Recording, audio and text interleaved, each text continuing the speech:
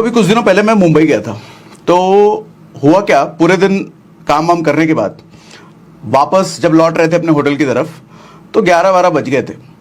तो रास्ते में हमारे को एक ठेले वाला दिखा और उस ठेले के साथ में बड़ी लंबी सी लाइन अपने को दिखी। तो मैंने सोचा भैया यहाँ क्या हो रहा है, ठेले पे ऐसा क्या हो रहा है जो इतनी लंबी सी लाइन लगी हुई है। तो पता करा तो पता चला कि यहाँ पर भैया वो मिसल पाव बिक रहा है। मिसल पाव जानते हो, मुंबई का बड़ा फेमस खाना है, मेरे को भी बड़ा पसंद है, मुंबई जाता हूँ तो खाता हूँ। तो मैंने देखा एक मिसल पाव बेचने वाले ठेले के बाहर रात को 11 बजे इतनी लंबी लाइन। तो मतलब कुछ तो खास लग रहा है इस मिसल पाव वाले भैया। तो हमारे साथ जो बैठे थे, जो गाड़ी चला रहे थे, हमने उनको बोला भैया जरा बोलिए उनको ऑर्डर करके, ऑर्डर लाए। तो थोड़ी देर बाद वो जो बना रहे थे मिसल पाव वो प्लेट में लेकर के आए। हमने सोचा गाड़ी में ही खा लेंगे, क्या बाहर निकले।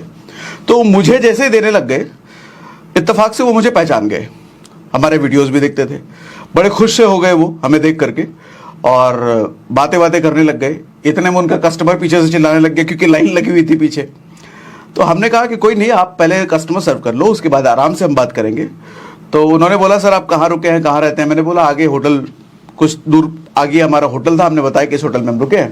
तो उन्होंने बताया कि कल सुबह सर मैं आपसे मिलने आना चाहूँगा अगर आप समय दे तो मैंने उनको बोला भैया सुबह तो नहीं मिल पाएंगे क्योंकि हमारी सुबह 5 बजे फ्लाइट है, सुबह 5 बजे मैं निकल जाऊँगा।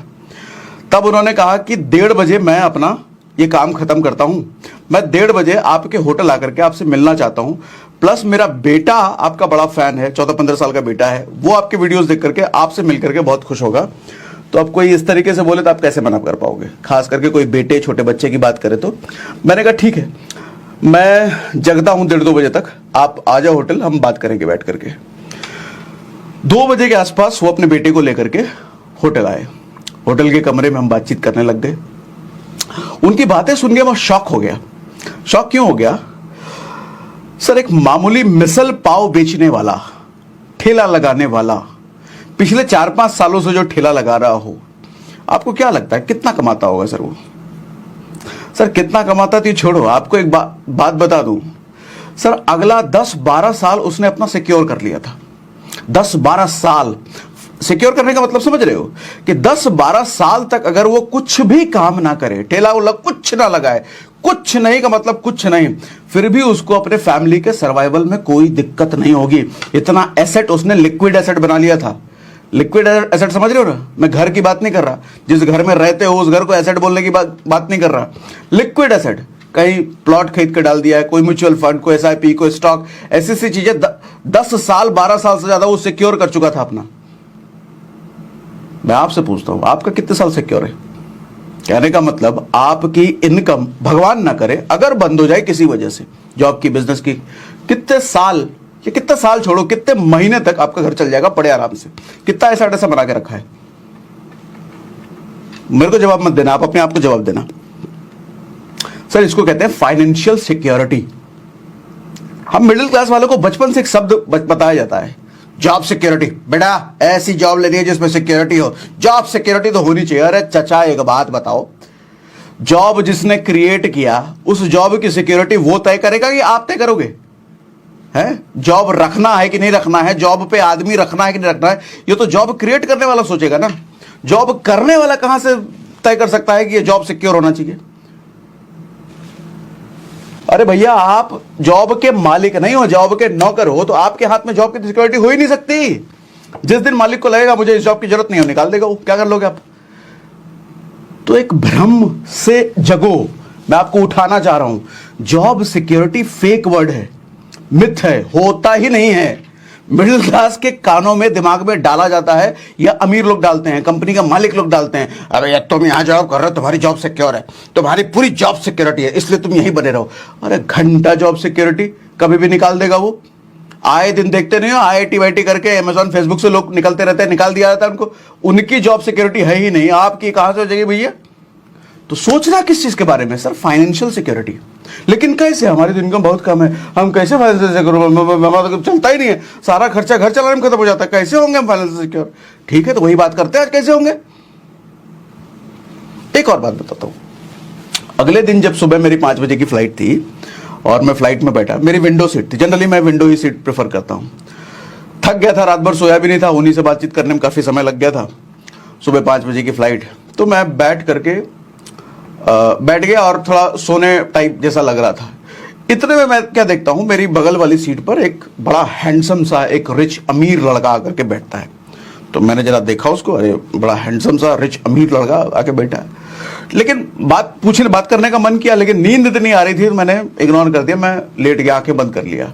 फिर फ्लाइट जब धीरे धीरे टेक ऑफ हुआ, उड़ गई हवा में, तब मैंने कॉफ़ी ऑर्डर किया। तो कॉफ़ी जैसे ही मैं ले रहा था ना, चूंकि मेरी विंडो सीट थी, मेरे आगे वो था और उधर से ही कॉफ़ी आनी थी, तो हाथ में जब मैंने कॉफ़ी लिया ना तो थोड़ा सा वो डगमगा गया गिलास और हल्का सा कॉफ़ी उस पर गिर गया। तो अचानक से भाई साहब गरमा गए, एकदम लाइन अंग्रेजी देने लगे। व्हाट, मैं बोल नहीं सकता, इधर आप समझ गए ना, what are you doing man, ऐसा करके जो अंग्रेजी वाली लाइन होती है। तो मैंने सॉरी और माफ़ी चाहूँगा, माफ़ी मांगा, मैंने, मेरी गलती थी। जब उन्होंने मेरी शक्ल की तरफ देखा तो मुझे वो भी पहचान गए कि आप सागर सिन्हा हो। तो मैंने कहा हाँ भैया चलो बच गए, ना तो कोई पिटाई उटा ना हो जाता फ्लाइट में, चाय की कॉफी गिरा दिया, उसके कपड़े मैंने पीट उठ ना दे हमको, तो हम बच गए भैया। फिर हमारी बातचीत होने लग गई। अच्छा, जब बातचीत होने लग गई, हाथ में आईफोन है, अमीर आदमी है, बातचीत करते करते फाइनेंसेस के बारे में काफी सारे सवाल वो पूछने लग गए। आजकल मैं जहां जाता हूं लोग फाइनेंस मैनेजमेंट के बारे में मेरे से सवाल पूछते हैं, स्टॉक मार्केट के बारे में सवाल पता नहीं क्यों, ठीक है करते हैं, अच्छा लगता है। तो पूछताछ में पता चली कि भाई साहब एक एमएनसी में जॉब करते हैं और 6-7 महीने हुए हैं जॉब करते हुए, और सैलरी है मात्र 25,000 रुपये महीने की, मात्र 25,000 रुपये महीने की। अच्छा, मैंने शुरुआत में क्या बोला, एक अमीर लड़का मैंने कैसे समझा सर? ऊपर से नीचे तक बंदा वो ब्रांडेड था, ऊपर से नीचे तक। हाथ में आईफोन का लेटेस्ट वर्जन 15 प्रो मैक्स था, कान में जब उसने लगा रखा था वो एयरपॉड प्रो था, मतलब 27-28 हज़ार का तो उसका हेडफोन था, 1.5 लाख उसका फोन था, और कपड़े ऊपर से नीचे तक ब्रांडेड थे। तो अमीर तो देखने में लग जाएगा, और वो लगाना भी यही चाहता है। हर मिडिल क्लास, हर जो फेक रिच होता है, दिखाना भी यही चाहता हूं। मैं देख के यही समझा। मैंने पूछा 25,000 की सैलरी में 1.5 लाख का आईफोन कैसे भैया? बोला ईएमआई भी लिया सर, क्रेडिट कार्ड। मैंने कहा हमारी वीडियो देखते हो फिर भी तुम ईएमआई पे आईफोन ले रहे हो? बोला हाँ देखते तो हैं, बताते तो हैं, लेकिन मन कर जाता है, क्या करें। ठीक है, मोरल ऑफ द स्टोरी क्या है सर? रात को मैं ऐसे आदमी से मिलता हूं जो मामूली ठेला लगाता है, मिसल पाव बेचता है, और अपने 10-12 साल को सिक्योर कर चुका है। अगले दिन सुबह एक हैंडसम रिच दिखने वाले लड़के से मिलता हूं जो अपनी पूरी इनकम, पूरी हर महीने की कमाई वो अपने दिखावे पर, अपने अय्याशी पर उड़ाता है। अगले 10 साल बाद दोनों में से किसकी जिंदगी बेहतर होगी? अगले 10 साल बाद किसके पारिवारिक रिश्ते बेहतर होंगे? अगले 10 साल बाद किसके दिमाग में सुकून होगा? अगले 10 साल बाद कौन डर के साये में नहीं जिएगा कि कहीं मेरी करंट आती हुई इनकम को कुछ हो जाए तो मेरा घर बार कैसे चलेगा? जवाब मिल गया होगा, पहला वाला।